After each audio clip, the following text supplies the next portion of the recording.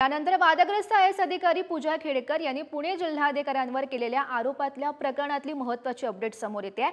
विभागीय आयुक्तांनी चौकशीचा एकत्रित अहवाल आता राज्य सरकारला पाठवल्याचं समजतंय। विभागीय आयुक्त चंद्रकांत कुंडलुकवार यांनी हा अहवाल पाठवलेला आहे।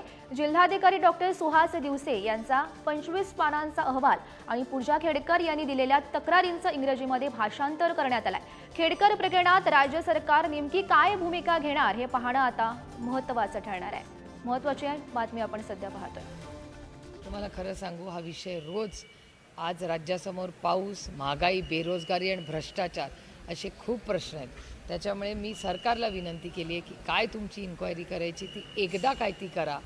रोज त्यांचा चर्चा करून किंवा एक एक बातमी बाहेर येऊन त्या विषयाचा सिरियसनेस कमी होतं। त्यामुळे सरकारने 1, 2, 3 आठवडे घ्यावे, सविस्तर त्याची पूर्णपणे एक फाईल डॉसियर करावी आणि महाराष्ट्राला खरं काय ते सांगावे। तर या संदर्भात अधिकची माहिती जाणून घेऊयात। आमचे प्रतिनिधी बालाजी पोद्दार सध्या आपल्यासोबत आहेत। बालाजी, या अहवालात नेमकं काय म्हणण्यात आलेलं आहे आणि या प्रकरणाची कशा प्रकारे चौकशी पोलिसांकडून सुरू दिसते?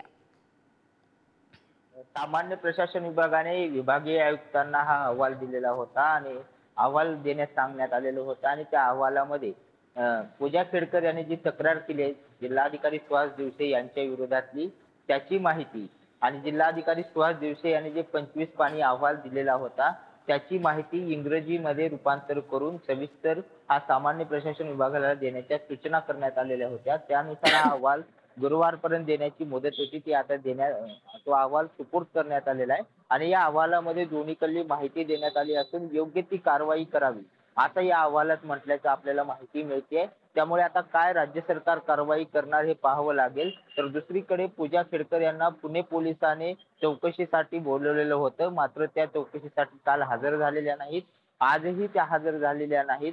त्यावर काय पुणे पोलीस निर्णय घेणार ते पाहावं लागेल, कारण पूजा खेडेकर यांची चौकशी झाल्यानंतरच सुहास दिवसे यांच्यावरती कारवाई करायची का चौकशी करायची या सगळ्या पुढल्या ज्या प्रक्रिया आहेत त्या घडणार आहेत। त्यामुळे त्याची सुद्धा आता काय होणार हे पाहणं फार उत्सुकतेचं आहे। नक्कीच बालाजी, राज्य सरकार या संदर्भात काय निर्णय घेतं हे पाहणं महत्त्वाचं ठरेल। धन्यवाद दिलेल्या या माहितीसाठी।